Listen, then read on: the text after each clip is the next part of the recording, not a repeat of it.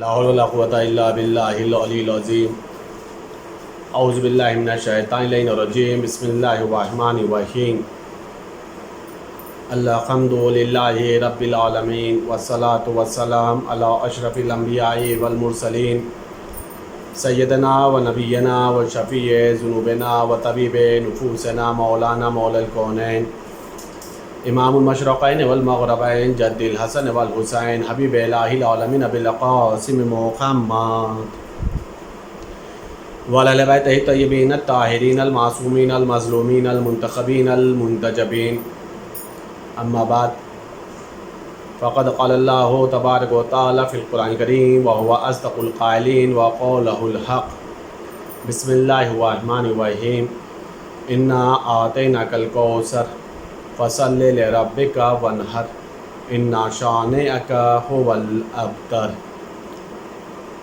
عزیزان گرامی، محترم ناظرین کرام، آج کی شب ولادت حضرت امام حسن مجتبیٰ علیہ السلام ہے۔ ہم سب کی طرف سے ہم تہنیت اور تبریک پیش کرتے ہیں مولا امام حسن علیہ السلام کی وقت کے امام زمانہ عجل اللہ تعالیٰ فرجہ شریف کی خدمت میں۔ بہت ہی مبارک شب ہے، مبارک مہینے کی مبارک شب ولادت سبط اکبر حضرت امام حسن مجتبیٰ علیہ السلام ہے۔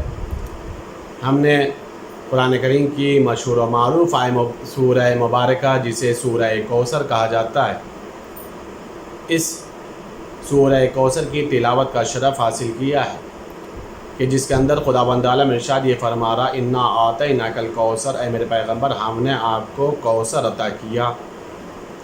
فصل لربک وانحر، بس آپ نماز پڑھیں اپنے رب کی اور قربانی دیں۔ ان شانئک هو الابتر، بے شک آپ کا دشمن مقتول نسل ہے۔ عزیزان گرامی، اگر امام حسن مجتبیٰ علیہ السلام کے فضائل و مناقب، ان کی عظمت و منزلت کو دیکھا جائے اور سورہ کوثر کو دیکھا جائے تو بس اتنا کہا جا سکتا ہے کہ سورہ کوثر کی تفسیر کا نام ہے امام حسن مجتبیٰ۔ سورہ کوثر ہے شہزادی کونین، اور اس سورہ کی تفسیر کی شروعات ہوئی ہے امام حسن مجتبیٰ علیہ السلام سے۔ مصداق سورہ کوثر ہیں جناب امام حسن مجتبیٰ، مصداق آیت تطہیر ہیں مولا امام حسن، مصداق سورہ حل عطا ہیں، مصداق آئے مودت ہیں، مصداق آئے ولایت ہیں۔ عزیزان گرامی، امام حسن کی شان میں قرآن کریم کی بے شمار آیتیں بھی ہیں اور پیغمبر اکرم حضرت محمد مصطفیٰ صلی اللہ علیہ وآلہ وسلم کی بے شمار حدیثیں بھی ہیں، اور ان حدیثوں میں کہیں پر ان کی عصمت کا ذکر ہے، کہیں پر ان کی منزلت کا ذکر ہے، کہیں پر ان کی فضیلتوں کا ذکر ہے، کہیں پر ان کی سیادتوں کا ذکر ہے، کہیں پر ان کی شرف و منزلت کا ذکر ہے۔ بے شمار حدیثیں ہیں پیغمبر کی، اور ان حدیثوں کا اگر آپ جائزہ لیں گے تو آپ کو ایک بات اور سمجھ میں آئے گی کہ پیغمبر نے ان حدیثوں کے ذریعے سے امام حسن مجتبیٰ کا تعارف بھی کروایا ہے، ان کو پہچنوایا بھی ہے، امت سے اس بات کا حجت تمام کیا ہے پیغمبر اکرم نے، تاکہ کوئی یہ نہ کہہ سکے کہ ہمارے اوپر اللہ کے رسول نے حجت تمام نہیں کی اور ہم حجت خدا کو پہچان نہیں سکے، ہم امام حسن مجتبیٰ کی معرفت حاصل نہ کر سکے۔ اسی لیے پیغمبر نے کثیر تعداد میں مولا امام حسن اور مولا امام حسین کی شان میں حدیثوں کو نقل فرمایا ہے، حدیثوں کو ارشاد فرمایا ہے۔ آج جو ہمیں امام حسن علیہ السلام کی ولادت کے سلسلے سے اور ان کی عظمت اور فضیلت کے سلسلے سے گفتگو کرنی ہے، میں گفتگو کی شروعات یہاں سے کروں کہ امام حسن مجتبیٰ علیہ السلام کے جسم اطہر، ان کے جسم اقدس کی تعریف جو کی گئی ہے کہ مولا امام حسن کا جسم کیسا تھا، کتنا نازک کتنا لطیف جسم تھا مولا امام حسن کا، اس کے سلسلے سے جو تعریف کیا ہے علماء اہل سنت نے بھی لکھا اس بات کو۔ فرماتے ہیں کہ امام حسن علیہ السلام کے جسم کا آدھا حصہ، اوپر والا جو حصہ تھا وہ پیغمبر سے مشابہ تھا، اور جسم کا جو آدھا حصہ تھا نیچے والا وہ مولا امیر المومنین سے مشابہ تھا۔ ایک امام حسن علیہ السلام کی ذات ہے اور امام حسن علیہ السلام کی ذات کو خداوند عالم نے جسم کو اس سانچے میں ڈالا، اس انداز سے پیکر کو وجود عطا کیا ہے کہ آدھا حصہ، نصف حصہ پیغمبر سے مشابہ ہے اور نصف حصہ مولا امیر المومنین سے مشابہ ہے۔ عزیزان گرامی، جب میں نے اس جملے کو کتاب میں پڑھا تو برجستہ میرے دل و دماغ میں ایک جملہ ذہن میں آ گیا کہ جب امام حسن علیہ السلام مدینے میں نکلتے ہوں گے اور جب کسی کی بھی نگاہ امام حسن کے وجود مقدس پر پڑتی ہوگی تو ایک مرتبہ امام حسن کے اندر وہ جلوہ نبوت کو بھی دیکھتا ہوگا اور جمال امامت کو بھی دیکھتا ہوگا۔ جلوہ نبوت بھی پنہا ہے، جمال امامت بھی ظاہر ہے ایک امام حسن علیہ السلام کی ذات میں۔ امام حسن علیہ السلام کا نام خداوند عالم نے رکھوایا جبرائیل کے ذریعے سے۔ روایت کے اندر موجود ہے کہ کپڑا اللہ نے جبرائیل کے ذریعے سے بھیجا اور جس کے اوپر لکھا ہوا تھا حسن، اور کہا کہ اللہ نے فرمایا میرے پیغمبر آپ اس نومولود کا نام حسن رکھیں، اور یہ نام لوح محفوظ میں اللہ نے محفوظ رکھا تھا۔ یہاں تک مورخین کہتے ہیں کہ امام حسن علیہ السلام سے پہلے کسی فرد بشر کا نام حسن نہیں رکھا گیا۔ اس اعتبار سے بھی امام حسن علیہ السلام کے اندر انفرادیت پائی جاتی ہے۔ حالانکہ ایسا نہیں ہے کہ لفظ حسن پہ لوگوں کی نگاہ نہیں پڑی ہوگی، لیکن چونکہ اللہ نے اسے اپنے خزانے میں پوشیدہ رکھا تھا، اس لیے تاکہ میں فاطمہ کے بیٹے کا نام حسن رکھوں گا، اس لیے لوگوں کے سامنے حسن ظاہر بھی ہوتا تھا، لوگ اپنے بیٹے کا نام حسن نہیں رکھ سکے، اس لیے کہ اللہ کا یہ راز تھا، یہ اللہ کا ارادہ تھا، یہ اللہ کی مشیت تھی۔ عزیزان گرامی، یہ ہے امام حسن علیہ السلام جو نام کے اعتبار سے بھی فضیلت ہے، وجود کے اعتبار سے، جسم اطہر کے اعتبار سے بھی اللہ نے امام حسن علیہ السلام کو یہ فضیلت بخشی کہ آدھا حصہ نبوت سے مشابہ ہے، آدھا حصہ امامت سے مشابہ۔ تعریف بتا رہی امام حسن علیہ السلام، علم ہو، حلم ہو، عصمت ہو، طہارت ہو، عفت ہو، شجاعت ہو، بہادری ہو، سخاوت ہو، کرم ہو، جو کچھ بھی بہترین خصائص ہوتے ہیں، احسن خصائص ہوتے ہیں، وہ سب کچھ اللہ نے امام حسن علیہ السلام کو عطا کیا تھا۔ اچھا، یہ بات عقلی بھی ہے، اس لیے کہ امام حسن علیہ السلام امام ہے اور خداوند عالم امام کے اندر کوئی بھی خامی اور کوئی بھی کمی نہیں رکھتا۔ اسے خداوند عالم تمام وہ چیز عطا کرتا ہے جسے اچھا کہا جائے، جسے حسن کہا جائے، اور جب وہی حسن حسن میں ڈھلتا ہے تو ظاہر سی بات ہے اس حسن کے اندر بھی چار چاند لگ جاتے ہیں۔ اس لیے کہ ایک تو حسن خود ہی حسن کا پیکر، اور جب حسن ڈھل کر کے حسن میں جائے گا تو عزیزان گرامی کوئی سوچ نہیں سکتا ہے اس حسن کے اندر کتنی نورانیت نظر آتی ہوگی اور کتنی کشش نظر آتی ہوگی جب اللہ نے وہ تمام کا تمام حسن کو امام حسن کے اندر ودیت کیا ہوگا، امام حسن علیہ السلام کے وجود میں رکھا ہوگا۔ آپ تاریخ اٹھا کر کے دیکھیں تو امام حسن علیہ السلام کی سخاوت بے پناہ مشہور ہے، دسترخوان امام حسن مشہور ہے، کرم امام حسن مشہور ہے۔ آپ غور کریے گا، دیکھیے ایک چیز ہوتی ہے کہ ہمارے پاس ہے تو ہم دے رہے ہیں، لیکن اہل بیت کے گھر کا مسئلہ یہ ہے، آپ تاریخ کے اوپر جا کر کے دیکھیں تو آپ کو معلوم یہ ہوگا کہ اہل بیت بچا کے رکھتے نہیں تھے۔ بچا کے رکھتے کیوں نہیں تھے؟ اس لیے کہ وہ توکل علی اللہ، اللہ پہ بھروسہ رکھتے تھے۔ ان کو اس بات کا یقین تھا جس خداوند عالم نے آج دیا ہے وہی خداوند عالم ہمیں کل بھی عطا کرے گا۔ ان کے یہاں سیونگ کا مسئلہ نہیں تھا، بچانے کا مسئلہ نہیں تھا، بچا کے رکھنے کا مسئلہ نہیں تھا۔ جب ہے کچھ نہیں اس کے بعد کرم کا مال پر نظر آتا ہے۔ چنانچہ روایت میں ملتا یہ کہ امام حسن علیہ السلام کے پاس ایک شخص آیا اور آنے کے بعد کہا، فرزند رسول میں ضرورت مند ہوں، میں محتاج ہوں، میں سائل ہوں، آپ میری ضرورت کو پورا کر دیجیے۔ مولا امام حسن علیہ السلام نے اس کو دیکھا اور دیکھنے کے بعد فرمایا، یہ 50,000 درہم لے لے اور یہ 500 اشرفیاں لے لے۔ 50,000 درہم اور 500 اشرفیاں کا یہ لے لے۔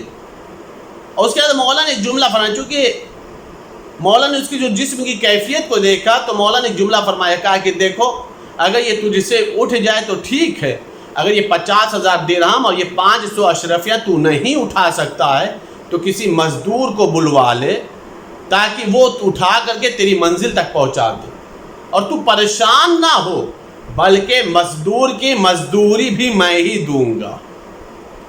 آپ نے غور فرمایا عزیزان گرامی، 50,000 درہم 500 اشرفیہ دیا، اس کے بعد کہا کہ مزدور کو بلوا کر کے اٹھوا لے، اور جو مزدور کی مزدوری ہوگی وہ بھی میں ہی دوں گا، تجھے دینے کی ضرورت نہیں پڑے گی۔ مولا سے مانگا تھا کچھ، دیکھیے کچھ کا مفہوم کہاں پہ آتا ہے؟ جہاں پہ قلیل مقدار ہو، جہاں پہ کم دینے کا مسئلہ ہو، کچھ بھی دے دیجئے، کچھ بھی دے دیجئے میں 2 درہم 5 درہم بھی آ جاتا ہے۔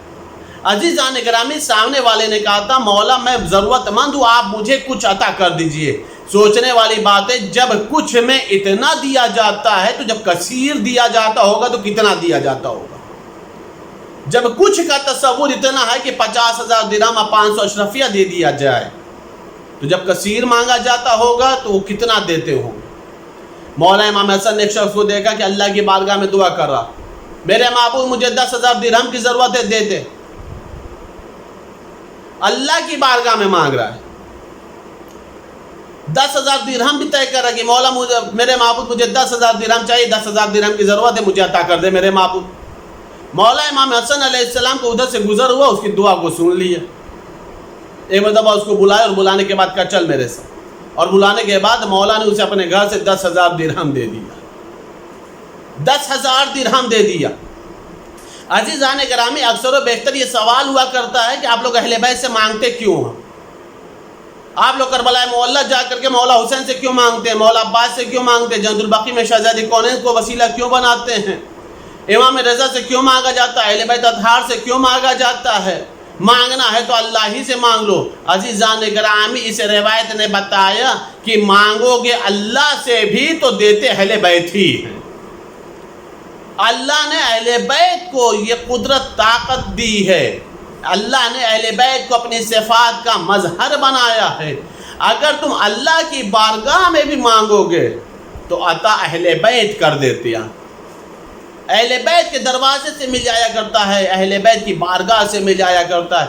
کبھی اہل بیت کے دروازے پر مانگنے میں انسان کو شرم نہیں کرنی چاہیے، کبھی اہل بیت کے سامنے دستے دعا کو بلند کرنا، لب کشائی کرنے میں انسان کو شرمسار نہیں ہونا چاہیے، اس لیے کہ اہل بیت جب دیتے ہیں تو کسی کو پتہ بھی نہیں چلتا، اور جتنا مانگا جاتا ہے اہل بیت اس سے بھی زیادہ عطا کر دیتے ہیں۔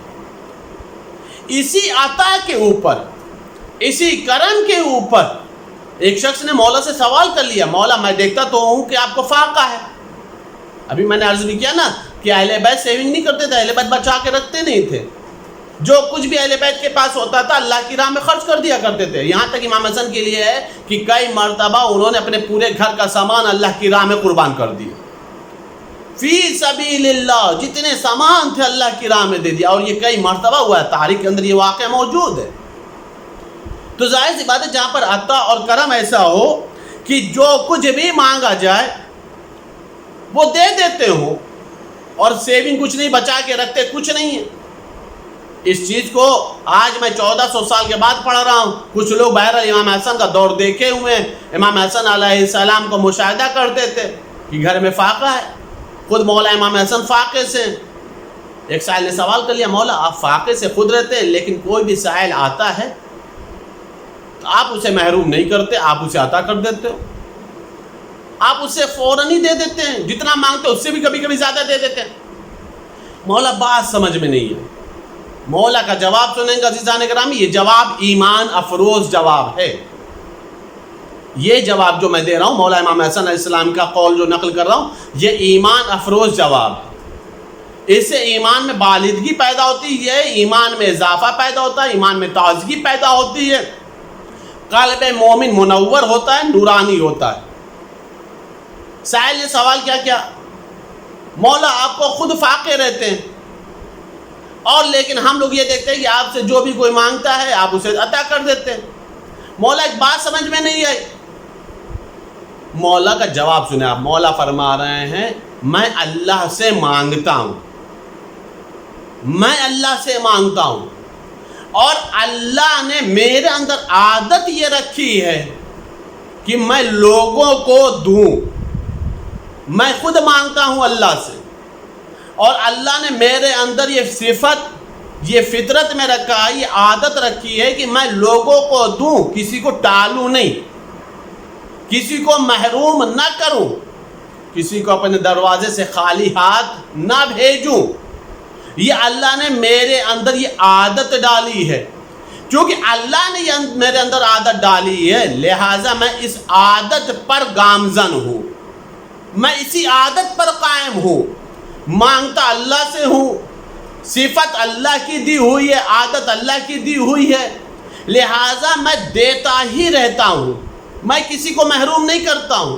اس کے بعد مولا نے جواب دیا، دیتا اسی وقت ہوں چونکہ اللہ مجھے دیتا ہے، چونکہ اللہ مجھے دیتا ہے اسی لیے میں سائل کو دیتا ہوں۔ اب مطلب مولا نے فرمایا اگر میں نے اپنے دروازے سے کسی کو محروم کر دیا، کسی کو فراموش کر دیا، کسی کو بغیر دیے ہوئے لوٹا دیا، تو ڈرتا اس بات سے ہوں کہیں اللہ اپنی عطا نہ روک لے، کہیں اللہ اپنی عطا نہ روک لے، کہیں اللہ اپنا کرم نہ روک لے، کہیں اللہ اپنا فضل نہ روک لے، کہیں اللہ اپنے دینا نہ روک لے۔ عزیزان گرامی، مفہوم سمجھ میں آیا، ایمان افروز بات سمجھ میں آئی۔ اگر ہم یہ چاہیں کہ ہماری غربت دور ہو جائے، ہماری تنگ دستی دور ہو جائے، ہماری مالی پریشانی دور ہو جائے، تو امام حسن علیہ السلام کی صفت کو اپنے اندر پیدا کر لیں۔ ہم اپنے دروازے سے کسی کو اگر محروم نہیں کریں گے تو اللہ بھی اپنے فضل سے ہمیں کبھی محروم نہیں کرے گا، اللہ بھی اپنے کرم سے ہمیں کبھی محروم نہیں کرے گا۔ جتنا ہم بندہ ہو کر کے بندوں کو عطا کریں گے، اس سے کئی گنا زیادہ خداوند عالم اپنے خزانے سے ہمیں عطا کرے گا۔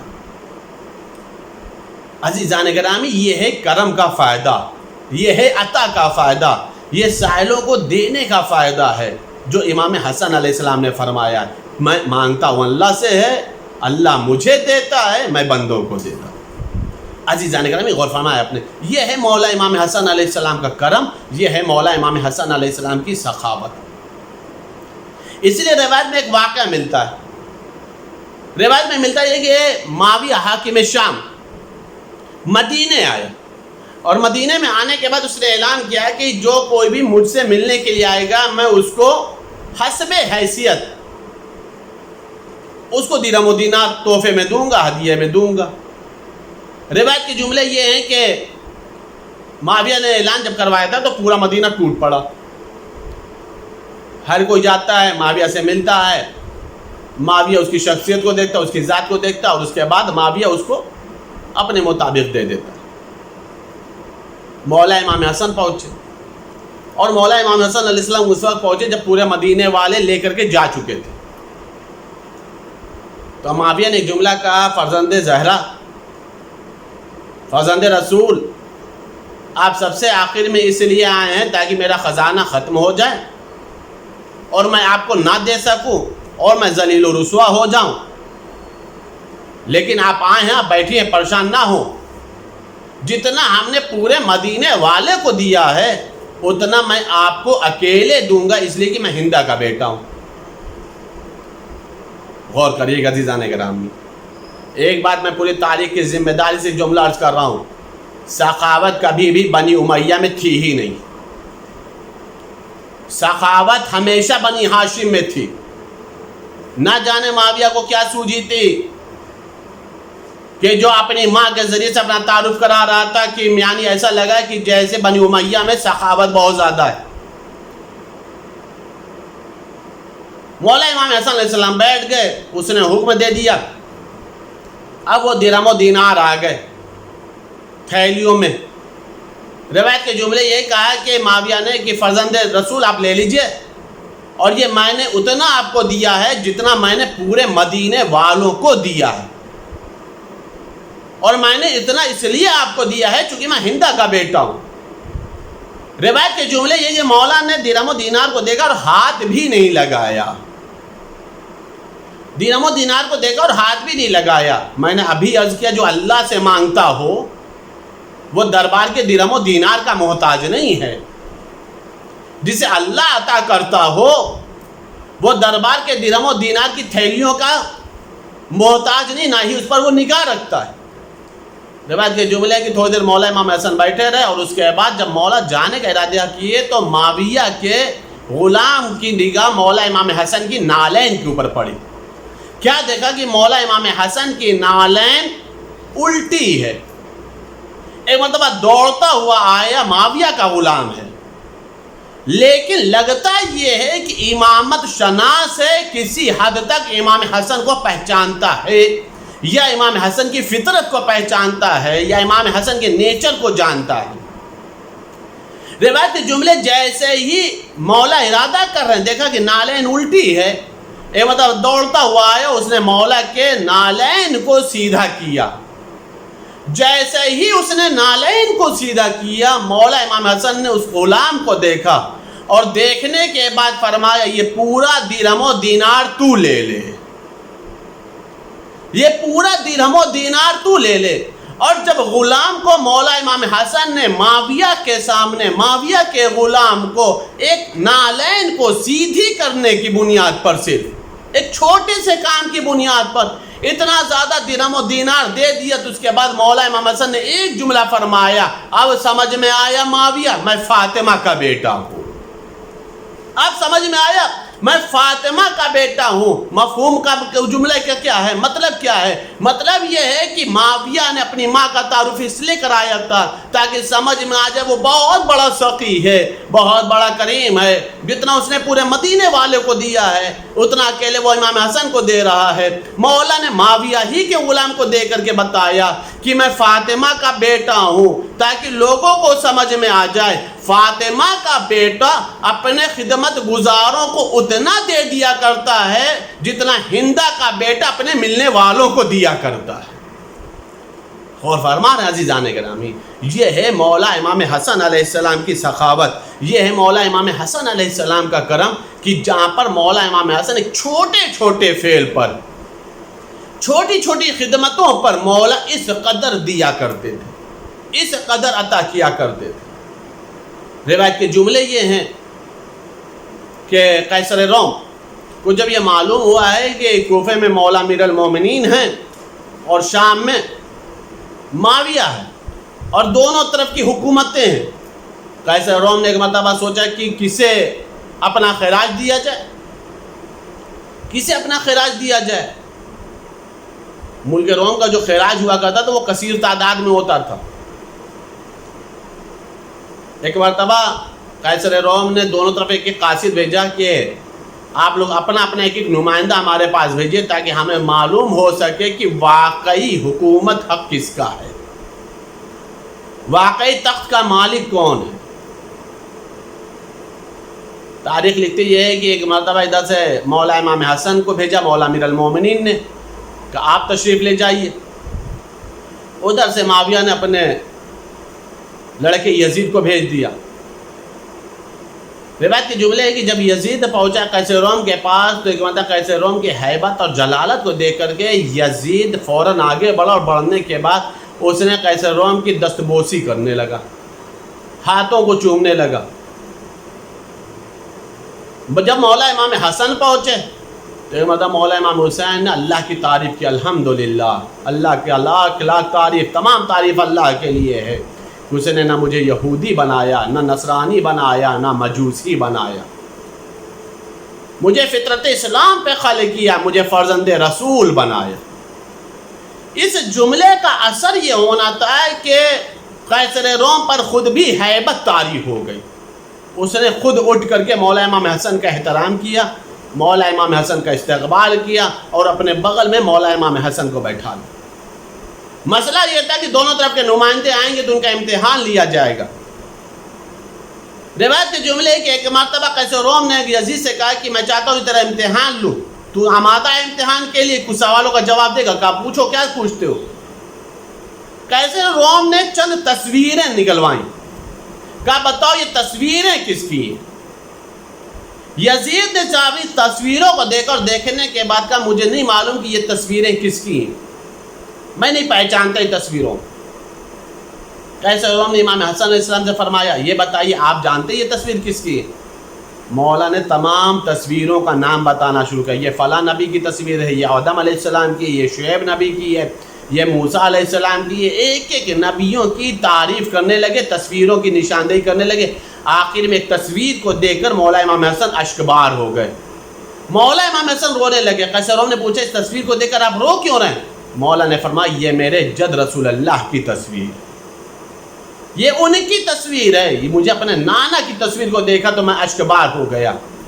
کہ اچھا فرزند رسول ہیں آپ میرے چند سوالوں کا جواب دیں گے؟ مولا نے فرمایا بتا تیرا کیا سوال ہے؟ اس نے کہا یہ بتائیے کہ خدا بند عالم نے وہ کتنی چیزیں ہیں جنہیں بغیر ماں کے پیدا کیا ہے، جنہیں بغیر ماں کے پیدا کیا گیا ہے.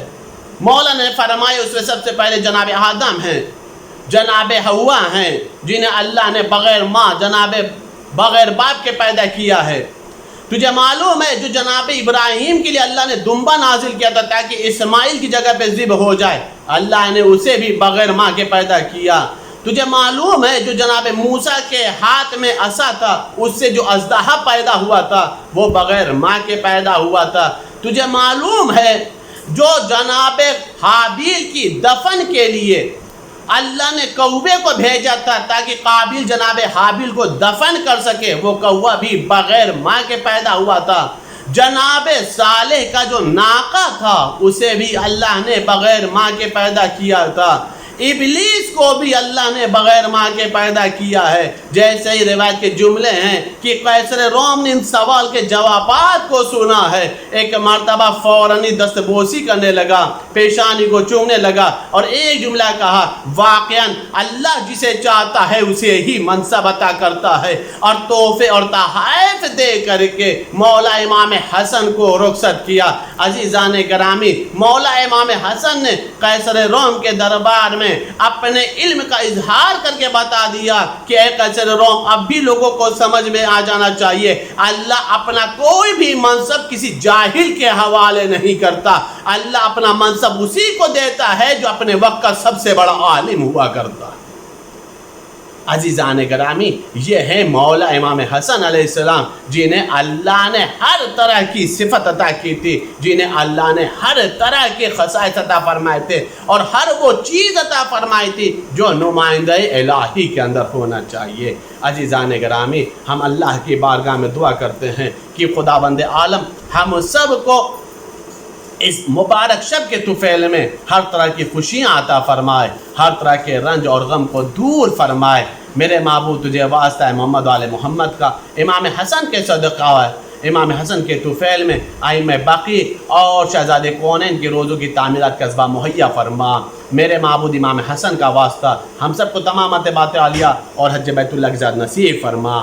میرے معبود وبائی مرض بہت کثرت سے ہے، میرے معبود بہت تیزی سے بڑھ رہا ہے. میرے معبود تجھے امام حسن کا واسطہ ہے، اس مرض کو نیست و نابود فرما. اس مرض میں جو لوگ مبتلا ہیں اور جو کسی بھی مرض میں مبتلا ہیں، میرے معبود تمام مریضوں کو شفاء کلی اور صحت کاملہ عطا فرما. میرے معبود سب کے تمام دکھ درد رنج غم کو اس مبارک شب مبارک مہینے کے طفیل میں دفع رفع فرما. میرے معبود تمام مومن اور مومنات کو صحت و کامل عطا فرما، تندرستی عطا فرما. جتنے محرومین ہیں اس مبارک شب مبارک مہینے کے طفیل میں، میرے معبود سب کو اعلیٰ علین میں جگہ عطا فرما. جو بے مکان انہیں صاحب مکان بنا، جو بے اولاد انہیں صاحب اولاد بنا. میرے معبود تجھے واسطہ ہے محمد و آل محمد کا، ہم سب کو اور ہم سب کی اولادوں کو دامن قرآن دامن اہل بیت سے متمسک رکھ. تمام مومن اور مومنات کو طول عمر عطا فرما. حجت خدا امام زمانہ کے زور میں تعجیل فرما. ہم سب کو ان کے اعوان و انصار میں شمار فرما. اللہم تقبل منا انک انت السمیع العلیم بحق محمد و آلہ الطاہرین. بسم اللہ الرحمن الرحیم. اللہم انی افتتح الثناء بحمدک وانت مسدد للصواب بمنک وایقنت انک انت ارحم الراحمین فی موضع العفو والرحمت واشد المعاقبین فی موضع النکال والنقمت واعظم المتجبرین فی موضع الکبریاء والعظمہ. اللہم اذنت لی فی دعائک و مسئلتک فاسمع یا سمیع مدحتی و عجب یا رحیم دعوتی واقل یا غفور اسرتی فكم يا إلهي من كربة قد فرجتها وهموم قد كشفتها وأسرة قد أقلتها ورحمة قد نشرتها وحلقة بلاء قد فككتها. الحمد لله الذي لم يتخذ صاحبة ولا ولد ولم يكن له شريك في الملك ولم يكن له ولي من الذل وكبره تكبيرا. الحمد لله بجميع محامده كلها على جميع نعمه كلها. الحمد لله الذي لا مزاة له في ملكه ولا منازع له في أمره. الحمد لله الذي لا شريك له في خلقه ولا شبيه له في عظمته. الحمد لله الفاشي في الخلق أمره وحمده ظاهر بالكرم مجده الباسط بالجود يداه الذي لا تنقص خزائنه ولا تزيده كثرة العطاء إلا جودا وكرمه إنه هو العزيز الوهاب. اللهم إني أسألك قليلا من كثير ما حاجة بي إليه عظيمة وغناك عنه قديم وهو عندي كثير وهو عليك سهل يسير. اللهم إن عفوك عن ذنبي وتجاوزك عن خطيئتي وصفحك عن ظلمي وسترك على قبيح عملي وحلمك عن كثير جرمي عند ما كان من خطاي وعمدي أطمعني في أن أسألك ما لا أستوجبه منك الذي رزقتني من رحمتك وأريتني من قدرتك وعرفتني من إجابتك فصرت أدعوك آمنا وأسألك مستانسا لا خائفا ولا وجلا مدلا عليك فيما قصدت فيه إليك. فإن أبطأ أني أتبت بجهلي عليك ولعل الذي أبطأ أني هو خير لعلمك بعاقبة الأمور. فلم أرى مولا كريما أصبر على عبد لئيم منك علي يا رب إنك تدعوني فأولي عنك وتتحبب إلي فأتبغض إليك وتتودد إلي فلا أقبل منك كأن لي التطول عليك. فلم يمنعك ذلك من الرحمة لي والإحسان إلي والتفضل علي بجودك وكرمك. فارحم عبدك الجاهل وجد عليه بفضل إحسانك إنك جواد كريم. الحمد لله مالك الملك مجري الفلك مسخر الرياح فالق الإصباح ديان الدين رب العالمين. الحمد لله على حلمه بعد علمه والحمد لله على عفوه بعد قدرته والحمد لله على طول أناته في غضبه وهو قادر على ما يريد. الحمد لله خالق الخلق باسط الرزق فالق الإصباح ذي الجلال والإكرام والفضل والإنعام الذي بعد فلا يرى وقرب فشهد النجوى. تبارك وتعالى. الحمد لله الذي ليس له منازع يعادله ولا شبيه يشاكله ولا زهير يعازده.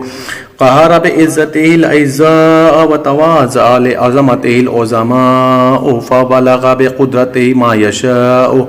الحمد لله الذي يجيبني حين أناديه ويستر علي كل عورة وأنا آسيه ويعظم النعمة علي فلا أجازيه. فكم من موهبة هنيئة قد أعطاني وعزيمة مخوفة قد كفاني وبهجة مونقة قد أراني فأثنى عليه حامدا وأذكره مسبحا. الحمد لله الذي لا يهتك حجابه ولا يغلق بابه ولا يرد سائله ولا يخيب عامله. الحمد لله الذي يؤمن الخائفين وينجي الصالحين ويرفع المستضعفين ويزاء المستكبرين ويهلك ملوكا ويستخلف آخرين. والحمد لله قاسم الجبارين مبير الظالمين مدرك الحاربين نقال الظالمين صريخ المستصرخين موضع حاجات الطالبين معتمد المؤمنين. الحمد لله الذي من خشيته ترعد السماء وسكانها وترجف الأرض وأمارها وتموج البحار ومن يسبح في غمراتها. الحمد لله الذي هدانا لهذا وما كنا لنهتدي لولا على أن هدانا الله. الحمد لله الذي يخلق ولم يخلق ويرزق ولا يرزق ويطعم ولا يطعم ويميت الأحياء ويحيي الموت وهو حي لا يموت بيده الخير وهو على كل شيء قدير. اللهم صل على محمد عبدك ورسولك وأمينك وصفيك وحبيبك وخيرتك من خلقك وحافظ سرك ومبلغ رسالاتك أفضل وأحسن وأجمل وأكمل وأزكى وأنمى وأطيب وأطهر وأسنى وأكثر ما صليت وباركت وترحمت وتحننت وسلمت على أحد من عبادك وأنبيائك ورسولك وصفوتك وأهل الكرامة عليك من خلقك. اللهم وصل على علي أمير المؤمنين ووصي رسول رب العالمين عبدك ووليك وأخي رسولك وحجتك على خلقك آياتك الكبرى ونبأ العظيم. وصل على الصديقة الطاهرة فاطمة سيدة النساء العالمين. وصل على سبط الرحمة وإمام الهدى الحسن والحسين سيد شباب أهل الجنة. وصل على أئمة المسلمين علي بن الحسين ومحمد بن علي وجعفر بن محمد وموسى بن جعفر وعلي بن موسى ومحمد بن علي وعلي بن محمد والحسن بن علي والخلف الهادي المهدي حججك على عبادك وأمنائك في بلادك صلاة كثيرة دائمة. اللهم وصل على ولي أمرك القائم المؤمل والعدل المنتظر وحفه بملائكتك المقربين وأيده بروح القدوس يا رب العالمين. اللهم اجعله الداعي إلى كتابك والقائم بدينك استخلفه في الأرض كما استخلفت الذين من قبله. مكن له دينه الذي ارتضيته له أبدله من بعد خوفه أمنا يعبدك لا يشرك بك شيئا. اللهم أعزه وأعزز به وانصره وانتصر به وانصره نصرا عزيزا وافتح له فتحا يسيرا واجعل له من لدنك سلطانا نصيرا. اللهم أظهر به دينك وسنة نبيك حتى لا يستخفي بشيء من الحق مخافة أحد من الخلق. اللهم إنا نرغب إليك في دولة كريمة تعز بها الإسلام وأهله وتذل بها النفاق وأهله وتجعلنا فيها من الدعاة إلى طاعتك والقادة إلى سبيلك وترزقنا بها كرامة الدنيا والآخرة. اللهم ما عرفتنا من الحق فحملناه وما قصرنا عنه فبلغناه. اللهم المم به شاسنا واشعب به صدعنا وارتق به فتقنا وكسر به قلتنا وعزز به زلتنا واغن به عائلنا واقض به عن مغرمنا وجبر به فقرنا وسد به خلاتنا ويسر به أسرنا وبيئس به وجوهنا وفك به أسرنا وأنجه به طلبتنا وأنجز به مواعيدنا واستجب به دعوتنا وآتنا به سولنا وبلغنا به من الدنيا والآخرة أعمالنا وآتنا به فوق رغبتنا يا خير المسؤولين وأوصى الموتين. اشف به صدورنا وأذهب به غيظ قلوبنا واهدنا به لما اختلف فيه من الحق بإذنك إنك تهدي من تشاء إلى صراط مستقيم. وانصرنا به على عدوك وعدونا إله الحق آمين. اللهم إنا نشكو إليك فقد نبينا صلواتك عليه وآله وغيبة ولينا وكثرة عدونا وقلة عددنا وشدة الفتن بنا وتظاهر الزمان علينا فصل على محمد وآله. وإن على ذلك بفتح منك تؤجله وبزور تكشفه ونصر تعزه وسلطان حق تظهره ورحمة منك تجللناها وعافية منك تلبسونها برحمتك يا أرحم الراحمين. اللهم صل على